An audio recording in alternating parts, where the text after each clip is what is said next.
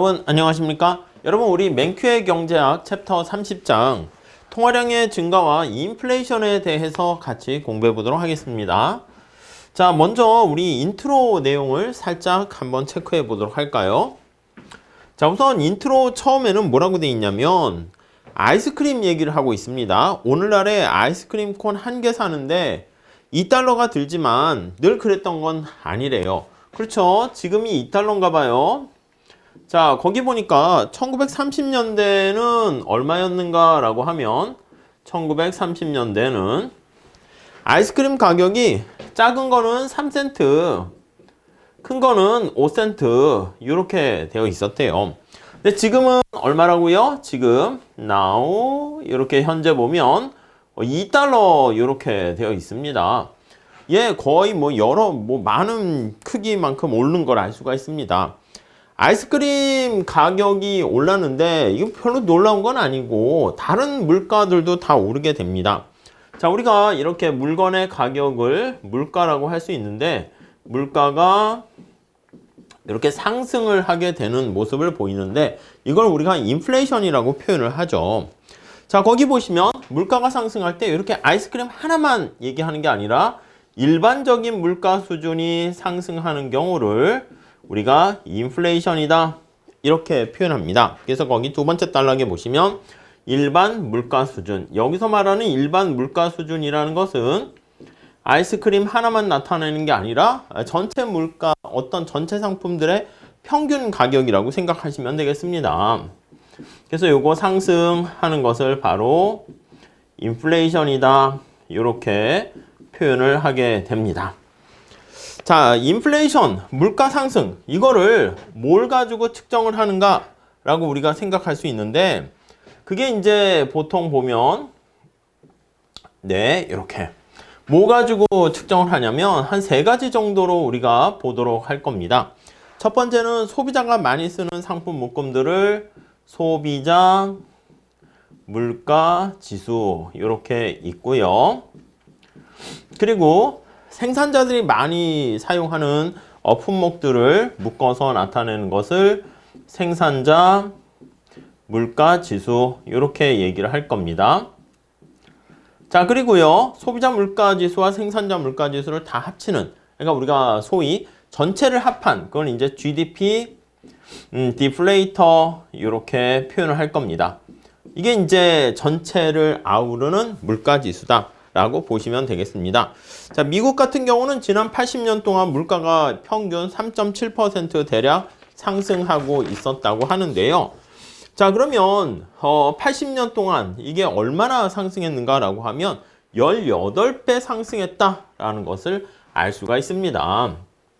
네, 그래서 이렇게 대략 한 4% 이렇게 물가가 상승했다 그러면 한 18배 상승했다 라는 것을 알 수가 있습니다. 자, 우리 730페이지 한번 가보도록 할게요.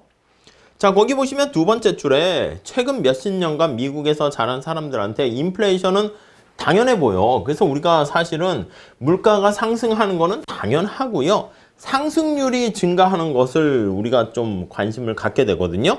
근데 거기 보시면 예전에는 오히려 물가 수준 자체가 떨어지는 경우도 있었습니다. 그래서 거기 보시면 19세기 얘는 오랫동안 대부분의 물가가 하락하는 19세기 대부분 물가가 하락하게 되는 경우가 발생하는데 이런 경우는 우리가 디플레이션이다 이렇게 얘기를 할 겁니다. 네, 물가 상승 반대라고 생각하시면 되겠고요.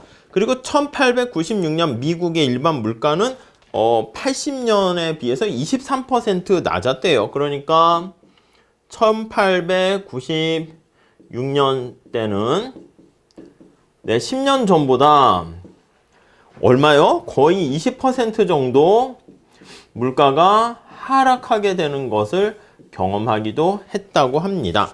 1896년 미국 대통령 선거에서 중요한 쟁점이 바로 뭐냐라고 하면은요. 이렇게 물가가 하락하게 되는 디플레이션 상황이 발생했습니다. 자, 그래서 우리가 뒤에 다시 얘기할 건데 인플레이션이 발생하게 되면은 내가 이때 3센트 빌린 게 사실 지금 시점에서는 아이스크림 하나가 아니라 굉장히 작은 금액이 되는 거야. 즉 인플레이션 상황에서는요, 우리 다시 할 겁니다. 돈을 빌린 사람들이 굉장히 이득을 보게 되는데, 이렇게 디플레이션 상황에서는요, 거기 나와 있는 것처럼 돈을 빌린 사람이 피해가 너무 커집니다. 특히 많은 빚을 진 채무자라고 할 수가 있네요. 많은 채무자 중에 대다수가 또 농부들입니다. 농부. 이 농부들은요, 곡물 가격이 하락해가지고 소득이 감소하게 되고요. 특히 농부는 곡물 가격이 감소해서 소득이 감소할 뿐만 아니라 빌린 돈 있잖아. 채무의 실질적인 부담이 증가하게 됩니다. 그래서 부채 상환 부담이 또 커지는 거야. 상환이 커져. 상환 부담이라 쓸게요. 너무 약자로 쓰다 보니까. 상환 부담이 증대된다. 네, 이렇게 되는 것을 알 수가 있습니다. 자, 인플레이션 그 다음 달락 보시면 물가가 상승하는 게 일반적이지만 이렇게 인플레이션 반대로 이렇게 하락하게 되는 경우도 있었고, 이게 디플레이션이고요. 인플레이션도요, 거기 다음 달락이 바로 그거야. 엄청나게 크게 올라가는 경향이 발생하게 됩니다. 자, 그래서 우리가 이렇게 얘기할게요. 자, 시간이 감에 따라서 이게 시간이야. 물가 수준이라고 합시다. 물가 수준이 이렇게 증가하는 게 일반적입니다. 근데 이렇게 빠르게 증가하는 경우가 있어요. 요게 이제 보통 우리가 인플레이션이라 하고요. 물가 수준이 증가하는데 이렇게 체감적으로 증가하는 경우가 있습니다. 그래서 사실 이것도 물가 상승이니까 인플레이션이지만 이렇게 물가 자체가 하락하는 경우, 요게 우리가 이제 디플레이션이거든요. 그래서 요게 디플레이션이다. 이렇게 보시면 되겠고요. 왼쪽에는 둘 다 물가 수준 자체가 올라가잖아. 그러니까 인플레이션인데 우리가 살짝 구분을 하려고 합니다. 요거를 우리가 인플레이션이다 이렇게 얘기하고요. 인플레이션. 우리 책에서도 말씀을 드린 것처럼 이렇게 디플레이션이 최근에는 별로 100년 동안 본 적이 별로 없습니다. 그러다 보니까 이거 자체를 별로 얘기하지는 않아. 그래서 우리의 관심사는 물가 상승률 자체가 증가하냐? 그게 이제 진정한 인플레이션이고, 여기에 상승률, 물가 상승률 자체는, 물가 수준은 올라가는데 상승률 자체는 작아지잖아. 이거를 책에 따라서는 디스인플레이션이다. 이렇게 표현을 하게 됩니다. 네, 이해하시겠죠? 자, 그런데 물가 수준이 올라가는데 엄청 빠르게 올라가는 아주 또 예외적인 상황이 있으니 거기 보시면 그게 초인플레이션이라고 합니다. 물가 상승하게 되는데 이게 엄청 빨리 되는 거야. 그래서 초인플레이션이다. 이렇게 얘기를 합니다. 도대체 얼마나 물가가 빠르게 상승하길래 하이퍼 초인플레이션이라 하니 한번 볼까요? 자, 거기 보니까 2018년 미국은 2.4였어. 일본은 1.2, 멕시코는 4.8 찾으셨죠? 나이지리아가 좀 높았네. 12, 터키가 15, 아르헨티나가 32. 근데 나이지리아, 터키, 아르헨티나도 어떤 측면에서 봤을 때 완만하게 되는데 2018년 베네수엘라는 얼마야? 베네수엘라는 석유 많이 나오는 나라 아니겠습니까? 근데 이 나라는 경제가 폭망해가지고 거기 보니까 인플레이션이 연 140만 %. 상상이 됩니까? 물가가 매일 2.6%씩 오른대. 그러니까 2.6%니까 100원이면은 바로 하루 지나면 102원, 막 거기다 2.6%씩 계속 증가하는 겁니다. 이런 경우를 우리가 하이퍼 인플레이션이다. 이렇게 표현을 하게 됩니다. 이렇게 뒤에 다시 사례 연구에서 한번 보게 될 겁니다. 자, 그러면 우리가 이제 관심을 갖는 것은 알았어. 물가가 상승하는 것을 인플레이션이라고 하는데, 이런 인플레이션과 관련해 가지고 자, 다음 달락 볼까요? 인플레이션이 왜 발생하는가? 그거. 그리고 인플레이션이 발생했을 때 그 정도를 결정하는 요인. 어떤 경우는 이렇게 물가는 하락하는데, 그래, 올라가는데 왜 이렇게 빠르게 올라가는 거야? 그거에 대해서 얘기를 할 겁니다. 그래서 얘네들은 왜 이렇게 빠르게 올라갔는데 그거의 때 나타내는 밑그림이 거기 보시면 화폐 수량설에 한번 보도록 하시죠. 이러한 화폐 수량설이 바로 경제학의 10대 원리 나타내는 것 중에서 물가가 상승하는 가장 큰 원인은 바로 뭐냐면 통화량이 지나치게 늘면 밑줄 치시죠. 물가가 상승한다라는 거. 그러니까 결국 통화량이 원인이라는 거야. 통화량 증가가. 여러분, 통화량이 이제 결국 뭐냐면 돈을 찍는다라고 생각하시면 되겠습니다. 돈을 팍팍팍 찍어 가지고 물가 상승을 유발하게 된다라고 보시면 되겠습니다. 자, 요거에 여기 나와 있는 화폐 수량설의 근원이 되는 얘기는요. 이전에 데이비드 휴엄서부터요. 네, 거기 유명한 학자입니다. 그 다음에 근래의 유명한 경제학자 밀턴 프리드만, 다 알고 계시면 좋은 사람들이에요. 프리드만, 이런 학자들에 의해서 주장이 되었고요. 초인플레이션뿐만 아니라 미국에서 경험하는 완만한 인플레이션도 요 화폐 수량설 가지고 설명을 할 수 있습니다. 인플레이션이 그렇게 중요해? 예, 굉장히 중요합니다. 그래서 거기 뭐라고 그랬냐면 미국의 포드 대통령이 1970년대에 볼게요.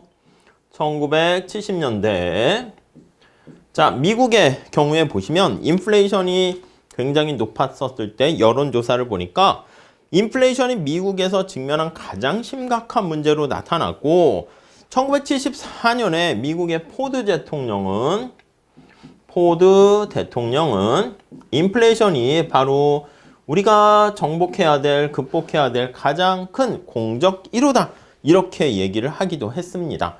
자, 그래서 한동안 포드 대통령은 인플레이션을 당장 퇴치하자라는 그런 뜻으로 윈이라는 티셔츠를 입고 다니기도 했고요.